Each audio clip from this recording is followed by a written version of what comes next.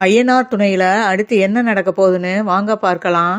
இங்க சேரனுக்கு நிச்சயம் பண்றதுக்காக ஜெயந்தி வீட்டுக்கு வர்றாங்க. அப்ப வரையில கஸ்தூரி, கஸ்தூரி அண்ணன், கார்த்தியா எல்லாரையும் பிக்கப் பண்ணிட்டு நிச்சயம் பண்ற வீட்டுக்கு வர்றாங்க. அங்கே வீட்டுக்குள்ள நுழைஞ்சதுமே பொண்ணு வீட்டுக்காரவங்க என்ன புரோக்கர்கிட்ட சொன்னமே சொல்லலையா அப்படின்னு கேட்க, அவங்க எல்லாருமே சாக்காயி என்ன சொல்லி விட்டீங்க அப்படின்னு கேட்க, அதுக்கு சொல்கிறாங்க, இல்லை என் மாப்பிள்ளை மறுபடியும் என் பொண்ணோட சேர்ந்து வாழ்கிறோம்னு சொல்லிட்டாரு. அதனால நாங்கள் அந்த விஷயத்தை தான் சொல்ல சொன்னோம், உங்களை வர வேணாம்ட்டு. அதைத்தான் சொல்லலையான்னு கேட்டோம் அப்படின்னு சொல்லவும், யாருமே சொல்லலையே அப்படின்னு சொல்லிக்கிட்டு இருக்கையில அப்போ தான் கஸ்தூரிக்கு புரிய வருது, ஏற்கனவே இந்த பொண்ணு கல்யாணம் பண்ண பொண்ணை தான் இவனுக்கு நிச்சயம் பண்ணுறதுக்கு வந்திருக்காங்க அப்படின்னு. அப்போ தான் கஸ்தூரி சும்மா இருக்க முடியாமல், வந்துட்டோம், இங்கே நம்ம இதே சாக்குன்னு சொல்லி இங்கே ஒரு சண்டையை இழுத்துட்டு போயிடணும் அப்படின்னு சொல்லிட்டு கஸ்தூரி முடிவு பண்ணி, ஏமா இதை முன்னாடியே சொல்லியிருக்க முடியாதானே, இவ்வளோ தூரம் நாங்கள் வந்திருக்க தேவையில்லையில, எதுக்கு இப்போ இவ்வளோ தூரம் வர வச்சு இப்போ நாங்கள் புரோக்கர்கிட்ட சொல்லிவிட்டோம் சொன்னவங்க, ஏன் நீங்கள் வாயை திறந்து சொல்லியிருக்கக்கூடாதோ அப்படின்னு சொல்லி கஸ்தூரி இழுக்க, ஜெயந்தி சொல்லுது, இப்போ என்னங்க சொல்லிட்டோம்ல, கிளம்ப வேண்டியதானே அப்படிங்கிறாப்புல.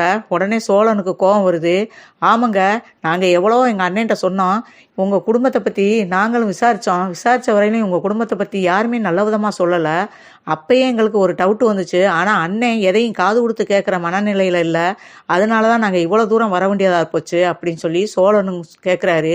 இப்போ எல்லாம் தெரிஞ்சு போச்சு இல்லைங்க, இடத்த காலி பண்ணுங்க அப்படின்னு சொல்லி கோவமா சேர்ந்தி கத்த. அப்போ கஸ்தூரி இருந்துக்கிட்டு, என்னடி ஓவரா பேசிக்கிட்டு இருக்க, போனா போயிட்டு போதுன்னு, அதுவும் இன்னொருத்தனுக்கு கல்யாணம் ஆன பொண்ணை என் அண்ணன் மையன் கல்யாணம் பண்ண வந்ததே பெரிய விஷயம், இதில் நீ இவ்வளோ திமிரா வேற பேசுகிற அப்படின்னு சொல்லி கேட்கவும், ஏங்க அதை பற்றி பேசுறதுக்கு நீங்கள் யாருங்க அப்படின்னு சொல்லவும், என் அண்ணன் பையன்டி அவனுடைய அத்தை அப்படின்னு சொல்லி கேட்குறாங்க. இங்கே இருங்க, எனக்கு உறவு முறையெல்லாம் தேவையில்லை, எங்களுக்கு பிடிக்கலைன்னு சொல்லிட்டோம், இடத்த காலி பண்ணுங்க அப்படின்னு சொல்லி சேர்ந்தி சொல்லவும், நிலா சொல்கிறாங்க, அம்மா வேணாம்மா, எதுக்குமா இவங்களோட பிரச்சனை பண்ணிக்கிட்டு, நம்ம போகலாம் வாங்க அப்படின்னு சொல்லிட்டு சேரன், சோழன், பாண்டியன், பல்லவன், நடேசன் எல்லாரையும் கூப்பிட்டுக்கிட்டு வீட்டை விட்டு வெளியே கிளம்பி வரப்போகிறாங்க. அந்த நேரம் பார்த்தா லேடிஸ் போலீஸ் 2 பேர் அங்கே உள்ளே வர்றாங்க. ஜெயந்தி வீடு இதுதானே அப்படின்னு சொல்லிட்டு கேட்டுக்கிட்டே உள்ளே வர்றாங்க. உள்ளே வந்ததும் அந்த போலீஸ்காரங்களை பார்த்ததும் ஜெயந்தியுடைய அம்மா அப்பாவும் அப்படியே சாக்காயி நிற்கிறாங்க. இதை பார்த்து அங்கே நின்னவங்க சேரன் குடும்பமும் கஸ்தூரி குடும்பமும் பார்த்துட்டு அவங்களும் அதிர்ச்சியாக ஆகுறாங்க.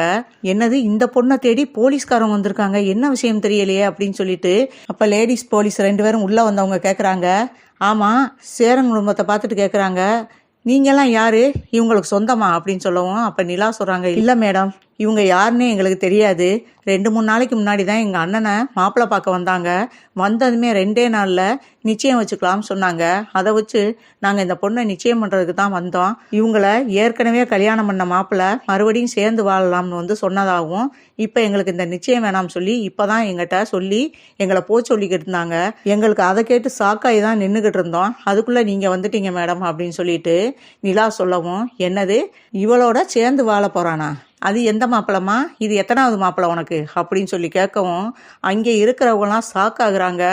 என்ன மேடம் சொல்கிறீங்க அப்படின்னு சொல்லிட்டு நிலா அதிர்ச்சியோட மறுபடியும் கேட்க, ஏமா ஒரு பொண்ணை பார்க்க வரையில் 4 பக்கம் விசாரிக்க மாட்டீங்களா, இந்த பொண்ணை பற்றி யார்கிட்டையுமே நீங்கள் விசாரிக்கலையா, இவங்கள பற்றி உங்களுக்கு ஒன்றுமே தெரியாதா அப்படின்னு அந்த லேடிஸ் போலீஸ் சொல்கிறாங்க. அப்போ தான் சோழனும் பாண்டியன்னுட்டு, இல்லைங்க விசாரித்ததில் இந்த பொண்ணு வீட்டுக்காரவங்கள பற்றி யாருமே நல்ல விதமாக சொல்லலை அப்படின்னு சொல்கிறாங்க. அதுக்கு அப்புறம் ஏன் தெரிஞ்சுக்கிட்டீங்க பொண்ணு பார்க்க வந்தீங்க அப்படின்னு கேட்குறாங்க. நாங்கள் விசாரிக்க வந்ததே மதியத்துக்கு மேலே தான், சாயந்தரம் நிச்சயம் வைக்கிற மாதிரி வந்துருச்சு, அதனால தான் நாங்கள் எதையுமே யோசிக்க முடியலை அப்படின்னு சொல்கிறாங்க. நல்ல வேளை உங்களுக்கு நல்ல நேரம் இருக்கும் போல், அதனால தான் நிச்சயம் பண்ணுறதுக்கு முன்னாடியே நாங்கள் வந்துட்டோம், அவளே இந்த நிச்சயம் வேணாம் அப்படின்னு சொல்கிற அளவுக்கு அந்த குடும்பம் சொல்லியிருக்கு, இதிலேருந்து உங்களுக்கு நல்ல நேரம், நீங்கள் இதை சந்தோஷமாக எடுத்துக்கிட்டு நீங்கள் வீட்டுக்கு போகிற வழியை பாருங்கள், ஏன்னா இந்த குடும்பம்லாம் நல்ல குடும்பம் இல்லை, இது ஏற்கனவே கடத்தல் கேஸில் 4-5 தடவை ஜெயிலுக்கு போயிட்டு வந்த குடும்பம், பத்தாவதுக்கு இந்த பொண்ணு பணக்கார பையனை கல்யாணம் பண்ணிக்கிட்டு அந்த பையன்கிட்ட பணங்காசை கறக்கிற வரையும் நீங்கள் கறந்துக்கிட்டு அப்புறம் அந்த பையனை விட்டு பிரியணும்னு நினைக்கையில் அவன்கிட்ட எதையாவது ஒரு பிரச்சனையை பண்ணி பிரியிற மாதிரி பிரிஞ்சிருது. இவளும் நிறைய தடவை ஜெயிலுக்கு வந்திருக்கா. இந்த குடும்பமே ஜெயிலில் கம்பி எண்ண குடும்பம்.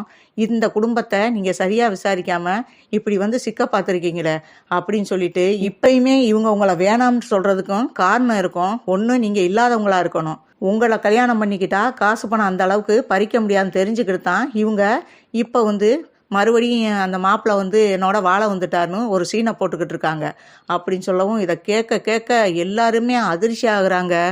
கஸ்தூரி பார்த்து கார்த்தியாவை கேட்குது, பாத்தியாடி இதுக்கு தாண்டி நான் வரமாட்டேன்னு சொன்னேன், கேட்டியாடி இப்படி வந்து கருமம் நம்மளும் அசிங்கப்பட வேண்டியா இருக்கு. இவன் பார்த்துருக்க லட்சணத்தை பார்த்தியா, எப்படியாப்பட்ட பொண்ணை பார்த்துருக்கான் பாரு, இதை பொண்ணு பார்க்க வேற நிச்சயம் பண்ண வேற வான்னு சொல்லி இவன் பேச்சை கேட்டு எங்களையும் கூட்டிட்டு வந்து இப்படி அசிங்கப்படுத்துற அப்படின்னு சொல்லி கார்த்தியாவை கஸ்தூரி திட்டுறாங்க. என் மனசு உடஞ்சு போய் அழுக ஆரம்பிச்சிடறாரு சேரன். அப்புறம் எல்லாரும் சேரனை ஆறுதல் படுத்திட்டு அதோட வீட்டுக்கு வர்றாங்க. வீட்டுக்குள்ளே நுழைஞ்சதுமே கஸ்தூரி சொல்லுது, ஏண்டா இப்படி எங்களை எத்தனை நாளா நீ அசிங்கப்படுத்தணும்னு இருந்த, இப்படி போயும் ஏதோ பொண்ணே கிடைக்காத மாதிரி இப்படி போய் விழுக தெரிஞ்ச உன்னால நாங்களாம் இங்கே வந்து அசிங்கப்பட்டதான் மிச்சம். கடத்தல்கார கும்மலையும் அவ 4 மாப்பிள்ளைய கல்யாணம் பண்ணவளையும் போய் நிச்சயம் பண்ண போயிருக்கேடா, விசாரிக்க மாட்டீங்களாடா, இத்தனை ஆம்பளைய இருக்கிய, வாய்க்கிலேயே பேசுறிய, ஏண்டா இவ்வளோ பேர் இருந்தும் நல்லா கூட அந்த பொண்ணை விசாரிக்காம இப்படி போய் விழுக தெரிஞ்சீங்களடா. அவ உங்கள்கிட்ட காசு பணம் இல்லைன்னு தெரிஞ்சுதான்டா இப்போ அவ வாயினாலே வேணாம் சொல்லியிருக்கா. உங்கள்கிட்ட மட்டும் பணம் காசு இருந்திருந்தா இன்னியாரம் இவனை தனியாக கூட்டிகிட்டு போயிருப்பா அப்படின்னு சொல்லிட்டு, நல்லா குடும்பம் பார்த்து பொண்ணு பார்த்தீங்கடா அப்படின்னு சொல்லிட்டு, சரி இதுவே மானங்கட்ட குடும்பம், இந்த குடும்பத்துக்கு ஏற்றுக்கிட்டு நம்ம போய் பொண்ணு பார்க்க போனோம் பாரு அப்படின்னு சொல்லிட்டு கார்த்தியாவை பார்த்து, வாடி வீட்டுக்கு போகலாம், இனிமே இங்கே நின்று நம்மளுக்கு என்னடி பேச்சு அப்படின்னு சொல்லிட்டு கஸ்தூரி அண்ணன் கார்த்தியா எல்லாரும் வீட்டுக்கு போகிறாங்க. அப்போ கார்த்தியா சொல்கிறாங்க, ஏமா அப்படி பேசுகிற, மாமாவே ஏற்கனவே மனசு உடஞ்சி போயிருக்கு, ஒரு ஆறுதலாக 4 வார்த்தை சொல்லாமல் ஏமா இந்த இடத்துலையும் இப்படி பேசுகிற அப்படின்னு சொல்லவும், இங்கே பேசாமல் வரப்போறியா இல்லையா அப்படின்னு சொல்லிட்டு தரன்னு கையை பிடிச்சி இழுத்துக்கிட்டு போகிறாங்க கார்த்தியாவை. இங்கே சோழன் பாண்டியன் பல்லவன் எல்லாரும் வந்து சேரனுக்கு ஆறுதல் சொல்கிறாங்க. அண்ணே கவலைப்படாதனே, இது உனக்கு நல்ல நேரம் நினச்சிக்க, அந்த லேடிஸ் போலீஸ் சொன்ன மாதிரி நம்மளுக்கு நல்ல நேரம் இருக்க போய் தான் அந்த பொண்ணை நிச்சயம் பண்ணுறதுக்கு முன்னாடியே அவங்க வாயினாலே வேணாம் சொல்லிட்டாங்க, நீ கவலைப்படாதனே, இதுக்கு மேலே உனக்கு நல்ல பொண்ணா வரும்னே அப்படின்னு சொல்லிட்டு எல்லாரும் சேரனுக்கு ஆறுதல் சொல்கிறாங்க. அப்போ நடேசன் வர்றாரு, இதுக்கு எதுக்குடா நீ ஃபீல் பண்ணுற, சனியன் தொலைஞ்சிச்சுன்னு விட்றா அப்படின்னு சொல்லிட்டு அவரும் சத்தம் போட்டு வெளியே போகிறாரு. நடேசன் வெளியே போகிறாரு. வெளியே போனதும் அந்த புரோக்கர் மேலே கோபம் பழியாக வருது. எவ்வளவு தைரியம், நம்ம பிள்ளைக்கு இப்படி இடத்த பார்த்து வச்சிருக்கானே, நம்ம குணமெல்லாம் தெரிஞ்சிருந்தோம் இப்படி மாட்டி விட பார்த்துருக்கானே, அவனை சும்மா விடக்கூடாது, அவனை போய் உண்டு இல்லைன்னு பண்ணணும் அப்படின்னு சொல்லிட்டு கோபமாக சைக்கிள் எடுத்துக்கிட்டு வெளியே கிளம்புறாரு.